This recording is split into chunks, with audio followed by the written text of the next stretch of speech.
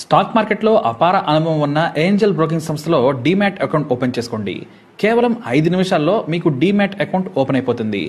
Zero cost. మీరు ₹1 కూడా pay చేయని అవసరం లేదు. కేవలం మీ దగ్గర ఉండవలసింది మీ PAN card, Aadhaar card, bank account. ఈ వీడియో కింద ఉన్న లింక్ క్లిక్ చేస్తే కేవలం 5 నిమిషాల్లోపే డీమ్యాట్ అకౌంట్ ఓపెన్ చేసి ట్రేడింగ్ కూడా స్టార్ట్ చేసేయచ్చు. యూపీ సీఎం యోగి ఆదిత్యనాథ్ ఒక విషయంలో మాత్రం చాలా స్ట్రిక్ట్. మరీ ముఖ్యంగా మాఫియా డాన్లను ఏరిపారేయడంలో యోగిని మించిన వారు ఎవ్వరూ లేరు. మాట వింటే జైల్లో ఉండాలి, లేదంటే ఎన్కౌంటర్ అయిపోవాలి. ఇంత కఠినంగా ఎందుకు ఉండాల్సి వచ్చిందంటే యూపీ అంటేనే నేటికి నేరస్తుల అడ్డా. అంతేకాదు క్రిమినల్స్, డాన్స్, హంతకులు, చిల్లరగాళ్లకు కేర్ ఆఫ్ అడ్రస్ యూపీ. కానీ యూపీ సీఎంగా యోగి వచ్చిన తర్వాత సీన్ వెంటనే మారిపోయింది. తాను పదవీ ప్రమాణ స్వీకారం చేసిన గంటల్లోనే నేరస్తులను ఏరివేసేందుకు స్పెషల్ టాస్క్ ఫోర్స్ను, యాంటీ టెర్రర్ యూనిట్ను ఏర్పాటు చేశారు ఆయన. గతంలో కరుడుగట్టిన నేరాలు చేసిన వారందరినీ కూడా లొంగిపోవాలని ఆదేశించారు. వినని వారిని వెంటాడి మరీ ఎన్కౌంటర్ చేశారు. 7 ఏళ్లలోనే 11,000 ఎన్కౌంటర్లు జరిగాయంటే చిన్న విషయం కాదు.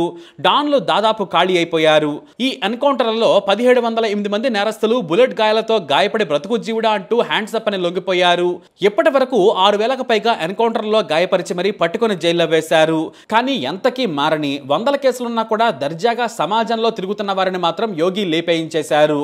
యూపీకే బిగ్గెస్ట్ డాన్, 6 సార్లు ఎమ్మెల్యేగా, 2 సార్లు ఎంపీగా గెలిచిన ముఖ్తార్ అన్సారీ పోలీస్ కస్టడీలోనే దుండగుల చేతిలో తమ్ముడితో సహా చనిపోయాడు.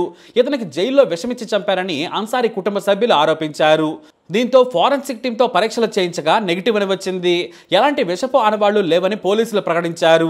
అయితే మోస్ట్ డేంజరస్ అన్సారీ పోయినా కూడా అతను క్రియేట్ చేసిన వాళ్ళు, అతన్ని ఆదర్శంగా తీసుకొని నేరాల బాట పట్టిన వాళ్ళు ఎంతో మంది ఉన్నారు. ఎంతమందిని చంపినా కూడా లిస్టు పెరుగుతూనే ఉంది, కానీ తగ్గడం లేదు. పైగా యూపీ నుంచి ఢిల్లీ వరకు నెట్వర్క్ ను పెంచుకున్నారు. దీంతో UP gangster and anti social activities act ని తీసుకొచ్చారు యోగి. ఎందుకంటే ఇక్కడ యూపీలో ప్రతి టౌన్ కో పేరున్న డాన్ ఉన్నాడు. ఇక హంతకులు, ఇతర నేరాలు చేసే క్రిమినల్స్ నుంచి ఆకు రౌడీలు, హిస్టరీ షీటర్స్ కైతే కొదవే లేదు. మరి ముఖ్యంగా మేరట్ అంటే నేరస్తులకు అడ్డా. అందుకే ఇక్కడ పోలీసులు దాదాపుగా 300 ఎన్కౌంటర్లు చేశారు. చిన్నవాళ్లను కాల్చి హాస్పిటల్లో పడుకోబెట్టి జైలుకు పంపారు. స్థాయికి మించి నేరాలు చేసిన వారిని ఈ లోకంలో లేకుండా చేశారు. అయినా ఎంతమందిని ఏరేసినా కూడా యూపీలో ఇంకా 100 మంది పేరున్న నేరస్తులున్నారు. వారంతా ఇప్పుడు అజ్ఞాతంలో ఉన్నారు. 100 నేరాలు చేసి పోలీసులకు చిక్కడం లేదు. చట్టం నుంచి తప్పించుకుని తిరుగుతూనే ఉన్నారు. వారిలో దాదాపు 100 మంది డాన్లున్నారు. అత్యాచారాలు, హత్యలు, 100 కోట్ల దోపిడీ చేసిన కరుడుగట్టిన నేరస్తులున్నారు. ఒకవైపు కఠినంగా వ్యవహరిస్తూ ఎన్కౌంటర్లు చేస్తున్నా కూడా చాలా మంది బయటపడడం లేదు. దీంతో ఇక చేసేది లేక బుల్డోజర్లను రంగంలోకి దించారు సీఎం. ఎవరైనా నేరం చేస్తే అంతే, వారి ఇంటిని ధ్వంసం చేస్తారు పోలీసులు. ఆస్తులను స్వాధీనం చేసుకుంటారు. దీంతో నేరాలు చేయాలంటేనే వణికిపోతున్నారు. వేల కోట్ల రూపాయల ఆస్తులు ఇప్పుడు ప్రభుత్వం చేతిలో ఉన్నాయి. చిన్న నేరస్తులు దేశంలో దాక్కుని తప్పించుకుని తిరుగుతున్నారు. కానీ డాన్లు మాత్రం దేశాలు దాటి పారిపోతున్నారు. ఎందుకంటే యోగి అడ్డాలో ఉంటే ఎన్కౌంటరే. అందుకే చాలా ప్లాన్డ్ గా భార్యలు లేదా గర్ల్ ఫ్రెండ్స్ ని తీసుకొని అతి కొద్ది మంది అనుచరులతో విదేశాలకు పారిపోతున్నారు. అయితే వారిని అక్కడ కూడా వదిలిపెట్టడం లేదు యోగి. ఎలాగైనా పట్టుకోవాలని ఆదేశించారు. దీంతో కొత్త ప్లాన్ వేశారు CM Yogi Adityanath. Israel secret intelligence సంస్థ మొసాద్ రేంజ్ లో స్పెషల్ యూనిట్ ని ఏర్పాటు చేశారు. దేశం దాటిపోయిన వారిని వెంటాడి పట్టుకొచ్చే పనిలో పడింది ఈ టీం. అంతేకాదు ఏ నేరస్తుడు ఏ దేశంలో దాక్కున్నాడని సెంట్రల్ ఇంటెలిజెన్స్ తో కలిసి ఒక్కొక్కరిపై ఇప్పటికే ఇంటర్పోల్ సాయంతో లుకౌట్ నోటీసులు, రెడ్ కార్నర్ నోటీసులు జారీ చేశారు. తాజాగా scrap mafia don Ravi Khana Thailand లో దాక్కున్నట్లు యూపీ పోలీసులు గుర్తించారు. ఇతన్ని పట్టుకునేందుకు చాలా ఏళ్లుగా వెంటాడుతున్నారు. కానీ సముద్ర మార్గం ద్వారా థాయిలాండ్ పారిపోయాడని గుర్తించారు పోలీసులు. దీంతో ఏకంగా స్పెషల్ టీం థాయిలాండ్ కి వెళ్ళింది.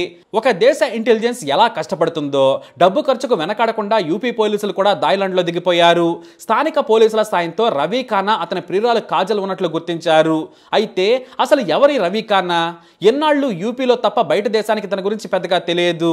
మరి అతని స్టోరీలోకి వెళదాం. రవి యూపీలోని ఓ మారుమూల గ్రామంలో పుట్టాడు. ఆ తర్వాత ఓ గ్యాంగ్స్టర్ కింద పనిచేసిన సమయంలో స్క్రాప్ మెటీరియల్ వ్యాపారం దందా బాగుందని గ్రహించాడు. ఆ తర్వాత స్వయంగా తానే 10 మంది అనుచరులను ఏర్పాటు చేసుకొని స్క్రాప్ మెటీరియల్ ను కొనడం, అమ్మటం చేసేవాడు. మరి ఇందులో నేరం ఏముంది అనుకుంటున్నారా? మొదట వ్యాపారం మామూలుగానే మొదలుపెట్టాడు. ఆ తర్వాత స్క్రాప్ ఎక్కడ కొన్నా డబ్బులు ఇవ్వడు. అడిగితే దారుణంగా కొట్టి చంపేస్తానని బెదిరించేవాడు. ఇలా ఎన్నో నేరాలు చేశాడు. ఆ తర్వాత హత్యలు చేయడం మొదలుపెట్టాడు. ఇక యూపీలో మొత్తం స్క్రాప్ ను 16 మంది గ్యాంగ్స్టర్లు నిర్వహిస్తూ ఉన్నారు. వీరంతా నోయిడాలోని రవీంద్ర నగర్ లో అడ్డా పెట్టుకున్నారు. కేవలం 5 ఏళ్లలో 100 కోట్లు సంపాదించాడు. ఇక యూపీలో కంటే కూడా ఢిల్లీలో పెద్ద బంగ్లా కనిపిస్తే చాలు 10 మందితో కలిసి తుపాకులు తీసుకొని ఇంట్లోకి చొరబడేవాడు. కోట్లాది రూపాయలను బెదిరించి లాక్కోవడం మొదలు పెట్టేవాడు. ఆ తర్వాత కిడ్నాపులు చేయడం స్టార్ట్ చేశాడు. అయితే స్క్రాప్ దందా మీద పోలీసులు దృష్టి పెట్టడంతో దానిని మానేసి నేర సామ్రాజ్యాన్ని స్థాపించాడు. స్క్రాప్ బిజినెస్ ను మానేసి గోడౌన్లను అడ్డాలుగా మార్చుకున్నాడు. పోకిరి సినిమాలో మాదిరిగా గోడౌన్ బయట షట్టర్ వేసే ఉంటుంది, లోపల మాత్రం గ్యాంగ్ తో మీటింగులు పెట్టి సెటిల్మెంట్లు కిడ్నాప్లు చేయడం మొదలు పెట్టాడు. అయితే పైకి మాత్రం స్క్రాప్ బిజినెస్ చేస్తున్నట్లు కవర్ చేసేవాడు. ఎందుకంటే పన్నులు ఎగ్గొట్టేందుకు ఇదో పద్ధతిని ఎంచుకున్నాడు. ఇదే క్రమంలో 8 ఏళ్ల క్రితం నోయిడాలోని మెయిన్ ఆఫీస్ లో అకౌంటెంట్ కావాలని గేటుకు ఓ నోటీస్ అంటించారు ఆయన. కొన్ని దొంగ లెక్కలు బ్యాంక్ అకౌంట్ లో మెయింటైన్ చేసేందుకు ఓ బ్రెయిన్ ఉన్న వ్యక్తిని తీసుకోవాలనుకున్నారు. కానీ 21 ఏళ్ల కాజల్ అనే యువతి మొదట ఇంటర్వ్యూకి వెళ్ళింది. ఆ సమయానికి డాన్ రవి ఉన్నాడు అక్కడ. ఆమె అందం చూసి ఫిదా అయ్యాడు. ఇక ఆమె బీకాం చదువుకుంది, హిందీ ఇంగ్లీష్ లో అనర్గళంగా మాట్లాడగలదని గుర్తించాడు. దీంతో వెంటనే 20,000 శాలరీతో ఉద్యోగం ఇచ్చాడు. మామూలుగా ఆ శాలరీ ఎక్కువేం కాదు. నోయిడా లాంటి సిటీలో కాస్త అనుభవం ఉన్న అకౌంటెంట్లు 30,000కు పైగా తీసుకుంటారు. అయితే కాజల్ కు 6 నెలల అనుభవమే ఉంది. అయినా ఆమెను చూసి మనసు పడ్డాడు. ఎప్పుడో వారానికి ఓసారి మాత్రమే ఆఫీస్కి వచ్చేవాడు రాణా. కానీ కాజల్ జాయిన్ అయిన తర్వాత రోజు రావడం మొదలు పెట్టాడు. అకౌంట్స్ పేరుతో తన క్యాబిన్ లో కూర్చోబెట్టుకొని లెక్కలు అడిగేవాడు. ఆ తర్వాత కాజల్ కు కూడా సీన్ అర్థమైంది. తన మీద యజమాని మనసు పడ్డాడు అని. అప్పటికి అతని వయసు 30 ఏళ్లు, పెళ్లి కాలేదు. దీంతో కాజల్ ను ప్రేమిస్తున్నానని చెప్పాడు. ఆమె కూడా ఎస్ చెప్పింది. అంతే, లవర్స్ గా మారిపోయారు. ఆమె జాబ్ జాయిన్ అయినప్పుడు తన నేర సామ్రాజ్యం గురించి అతను చెప్పలేదు. ఆ తర్వాత తన గోడౌన్కు తీసుకెళ్లి తన అనుచరులను పరిచయం చేశాడు. అక్కడి నుంచి మెల్లిగా కాజల్ కు సీన్ అర్థమైంది. అయినా సరే పడిపోయింది. ₹1 కోటి కారును ఓ డ్రైవర్ ను ఇచ్చాడు. ఆ తర్వాత ఓ లగ్జరీ అపార్ట్మెంట్ లో ఒంటరిగా కాజల్ ను ఉంచాడు. అక్కడికి ఆమె బంధువులను కూడా ఎంటర్ కానివ్వలేదు. తన గురించి మరొకరికి తెలియకూడదని ముందే చెప్పేశాడు. అలా ఇద్దరూ ప్రేమలో మునిగిపోయారు. అంతేకాదు, తన గర్ల్ ఫ్రెండ్ కాజల్ పుట్టినరోజున ఏకంగా ఢిల్లీలోని న్యూ ఫ్రెండ్స్ కాలనీలో ఉన్న అత్యంత విశాలమైన బంగ్లాను కానుకగా ఇచ్చాడు. దాని విలువ దాదాపుగా 100 కోట్లు. ఆ ఇంటిని మెయింటైన్ చేసేందుకు 2 మనుషులను ఏర్పాటు చేశాడు. ఇద్దరు ఢిల్లీకి వస్తే ఆ ఇంట్లోనే ఉంటారు. అయితే ఆ ఇంటి గురించి పోలీసులకు తెలియడంతో ఢిల్లీ నోయిడాలో బినామీల పేరు మీద మరో 5 ఇళ్లు కొన్నాడు. వాటిలో రహస్యంగా రాత్రి సమయంలో వచ్చి వెళ్లేవారు. అయితే యూపీ సీఎం యోగి ఆదిత్యనాథ్ ఎన్కౌంటర్లు మొదలు పెట్టగానే రవి ఖానా మెల్లిగా అండర్ గ్రౌండ్ కి వెళ్లిపోయాడు. అప్పుడప్పుడు మాత్రమే బయటకు వస్తూ ఉండేవాడు. అయితే ఓ రోజున రవి ఖానా గోడౌన్ కు ఇద్దరు తన అనుచరులు ఓ అందమైన అమ్మాయిని కిడ్నాప్ చేసి తీసుకొచ్చారు. ఆ విషయం రవి ఖానాకు చెబితే అతను కూడా వచ్చాడు. అతనితో పాటు మరో 4 అత్యాచారం చేశారు. అయితే హత్య చేస్తే యోగి సర్కారు బుల్డోజర్లతో వస్తుందని భయపడ్డ రవి ఆ యువతని బెదిరించాడు. తమ గురించి చెబితే మీ ఇంటికి వస్తామని ఫోన్ నంబర్ తీసుకొని తన అనుచరులతో కారులో దించి వచ్చారు. ఎందుకంటే వారు వచ్చింది ఆమె ఇంటిని చూడటానికి. అయితే ఆ సదరు యువతి మాత్రం ఇంటికి వెళ్ళిన తర్వాత ధైర్యం చేసి పోలీసులకు చెప్పింది. పోలీసులు ఏ మాత్రం ఆలస్యం చేయకుండా ఓ బుల్డోజర్ తో వచ్చి గోడౌన్ మొత్తాన్ని కూల్చేశారు. కానీ రవి ఖానా ఆ రహస్య ప్రదేశం నుంచి తప్పించుకున్నాడు.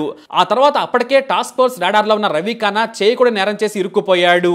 దాని రవి ఖానాతో పాటు మరో 12 మందిపై లుకౌట్ నోటీసులు జారీ చేశారు. అయితే విదేశాలతో హ్యాండిల్ చేయాలంటే కేవలం సెంట్రల్ ఏజెన్సీలు మాత్రమే చేయగలవు. అంటే సిబిఐతో పాటు ఈడీ సాయం కావాలి. కానీ యోగి ఆదిత్యనాథ్ మాత్రం ఏకంగా స్పెషల్ యూనిట్ ని పెట్టి సెంట్రల్ ఏజెన్సీల సాయంతో ఏకంగా రవి కోసం థాయిలాండ్ పంపించాడు. రవి ఖానా అతని ప్రియురాలు కాజల్ ఉందని తెలియగానే షార్ప్ షూటర్స్ తో పాటు యంగ్ ఆఫీసర్లు కూడా అక్కడికి వెళ్లారు. ఈలోపు ఢిల్లీలోని 100 కోట్ల బంగ్లాలతో పాటు మొత్తం 400 కోట్ల ఆస్తిని స్వాధీనం చేసుకుంది యూపీ సర్కారు. అయితే థాయిలాండ్ వెళ్ళాక అసలు విషయం తెలిసింది. కాజల్ ను తన భారీగా అక్కడ రిజిస్టర్ చేయించాడు. ఇక ఇండియా నుంచి తనకు డబ్బులు విరివిగా వస్తుంటే ఓ మారుమూల ప్రాంతంలో చిన్న ఇల్లు తీసుకొని ఒంటరిగా ఎంజాయ్ చేస్తున్నాడు రవి. ఈ విషయాన్ని దాయ్ పోలీసులకు సమాచారం ఇవ్వడంతో స్పెషల్ ఆపరేషన్ చేపట్టారు. ఏకంగా హెలికాప్టర్ సాయంతో పాటు లోకల్ పోలీసులను అలర్ట్ చేసి రవి అతని ప్రియురాలు కాజల్ ఉన్న ఇంటిని చుట్టుముట్టి మిడ్ నైట్ అరెస్ట్ చేశారు. అలాగే కీలకమైన అతని అనుచరులను కూడా ఇక్కడ ఒకేసారి మూసేశారు. అంతకుముందు ఓ 6గురిని నోయిడా పోలీసులు అరెస్ట్ చేసి జైలుకు పంపారు. ఒకప్పుడు ఎంప్లాయ్గా వెళ్ళిన కాజల్ కూడా ఆ తర్వాత రవి నేర సామ్రాజ్యంలో పాలు పంచుకుంది. అకౌంట్స్ తో పాటు ఇంగ్లీష్ బాగా తెలిసిన కాజల్ జా కారణంగానే తెలివిగా చెన్నై నుంచి థాయిలాండ్ కు సముద్ర మార్గం ద్వారా మారువేషంలో వెళ్లాడని పోలీసులు గుర్తించారు. ఇప్పుడు యూపీ స్పెషల్ యూనిట్ రవి అతని ప్రియురాలు come wife Kajal Janu India తీసుకొస్తూ ఉన్నారు. అయితే రవికి ఎక్కడ ఆస్తులున్నాయి, ఎంత డబ్బుందనే విషయంతో పాటు బెనామీ ఆస్తులకు కూడా మొత్తం ఇన్ఛార్జి కాజలే అని పోలీసులు గుర్తించారు. కానీ ఆమె మాత్రం సులువుగా నోరు విప్పే రకం మాత్రం కాదు. అయితే రవి అతని ప్రియురాలు ఇండియా వరకు వస్తారా, లేదంటే థాయిలాండ్లోనే ఎన్కౌంటర్ అవుతారా అనేది కూడా డౌటే.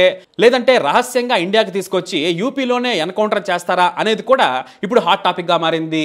రవి ఖన్నా అతని ప్రియురాలు ప్రాణాలతో జైలుకి వెళ్ళినా కూడా బతకడం అంత సులువేం కాదు. ఎందుకంటే కరుడు కట్టిన నేరస్తులకు జైల్లో భోజనం పెట్టిన దందాలు ఆపరని యోగికి బాగా తెలుసు. లంచాలు ఇచ్చైనా పోలీసులను మచ్చక చేసుకుంటారు. అందుకే ఒక్క బుల్లెట్ దించితే చాలు పోలీసులు వేరే పని చూసుకుంటారు.